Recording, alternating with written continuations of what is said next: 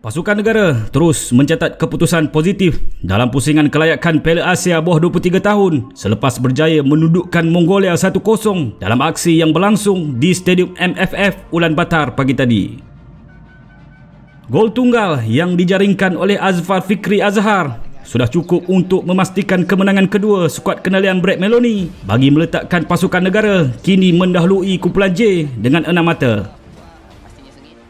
Terdapat beberapa perubahan dalam kesebelasan utama berbanding aksi pembukaan menentang Laos tempoh hari, terutamanya di posisi pertahanan dan sayap di mana Quentin Cheng dan Hairi Hakim Mamat diturunkan bagi menggantikan Azam Azmi dan Umar Hakim.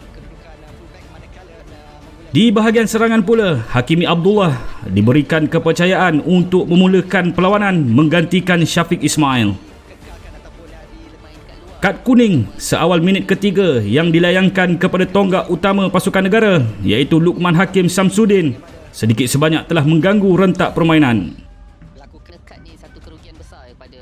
Beberapa kesilapan kecil dan ruang yang diberikan oleh barisan pertahanan negara telah membolehkan Mongolia melakukan ancaman dengan beberapa percubaan, terutamanya menerusi Ganbayar Ganbol, pemain yang beraksi di Liga Division kedua Slovakia. Malaysia memperoleh peluang untuk memecah kebuntuan pada minit ke-37 apabila rematan kencang dari Azfar Fikri Azhar sekadar menggegar palang gol pasukan tuan rumah. Walau bagaimanapun, berselang 3 minit kemudian, Azfar menebus kekecewaan itu untuk menghasilkan jaringan menerusi tandukan untuk memberikan gol pembukaan buat pasukan negara.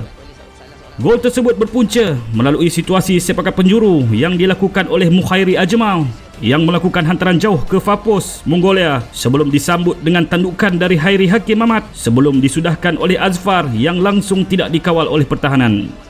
Gol itu juga merupakan gol kedua yang dijaringkan oleh penyerang muda dari Terengganu itu dalam kejohanan ini selepas turut meledak gol kemenangan ketika menewaskan Laos tempoh hari.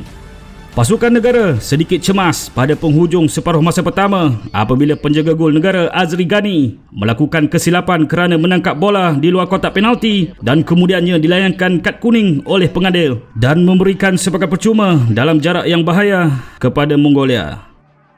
Azfar terus mencuri perhatian dengan satu lagi percubaan pada awal separuh masa kedua selepas dia menyambut hantaran dari sepakan percuma yang dilakukan oleh Mukhairi Ajmal, namun tandukan ke belakangnya hanya sedikit tersasar di atas palang gol.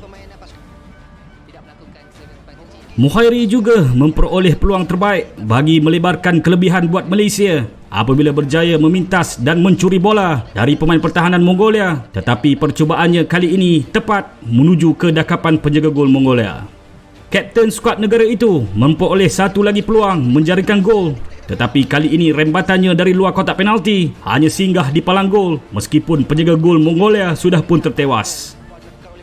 Meskipun beberapa kali diasak pada penghujung perlawanan, namun barisan pertahanan berjaya mengekalkan disiplin untuk memastikan gawang Malaysia terus kebal dalam 2 perlawanan berturut-turut.